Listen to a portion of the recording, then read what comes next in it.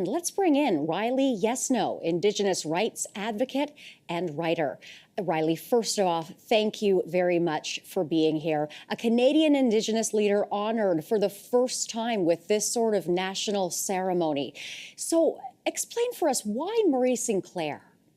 I think Murray Sinclair, first of all, means a lot to Indigenous people generally. He was, as you said in the intro, so many firsts. And part of the other thing is that he did those firsts so well. He was a trailblazer in the real sense of the word.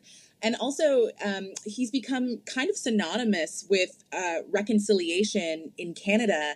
And that is something that implicates all people, not just Indigenous people in this country. It's something that we are meant to dedicate, millions and billions of dollars to. It's supposed to be a national priority. Every political party talks about what they're going to do for reconciliation. So there are very few people in this country, certainly, that have changed government and politics and the social landscape in the way that Senator Murray Sinclair did.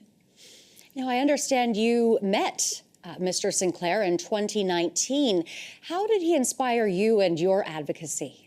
Yeah, so it was really cool. I met him when I was still working with Tanya Talaga at the time, and she was filming a documentary about Indigenous youth in Thunder Bay, which is where I grew up primarily.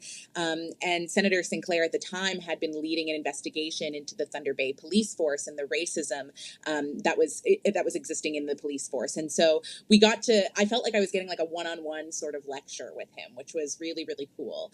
And I've been saying this to so many people, how struck I was by the way that he had this uncanny ability to like really silence a room when he would speak.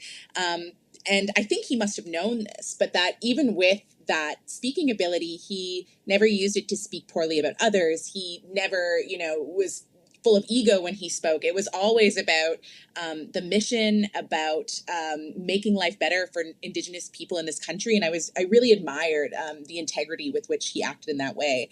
And also, for me, I am a scholar whose entire work to date has been focused really on critiquing reconciliation in this country. And even in my sometimes, criticisms that might come off as like an anti-reconciliation perspective, I recognize that the only reason I can have those discussions is because Murray and those like Murray made Canada care about it in the first place. And that to be able to hold these criticisms is a privilege that was fought for by my elders, by people like Murray Sinclair. And I see as holding the government to account on reconciliation as part of my obligation to sort of live up to that gift and to that legacy. How did he help heal some of the wounds of the legacy of colonialism, particularly residential schools? Yeah, I think that the work of the TRC in many ways was about children, even though the survivors who testified at the time were adults and sometimes very elderly. It was the commission to me was very much about the children who didn't come home, the childhoods that those survivors lost, and to make sure that the next generation of children wouldn't face those same harms again.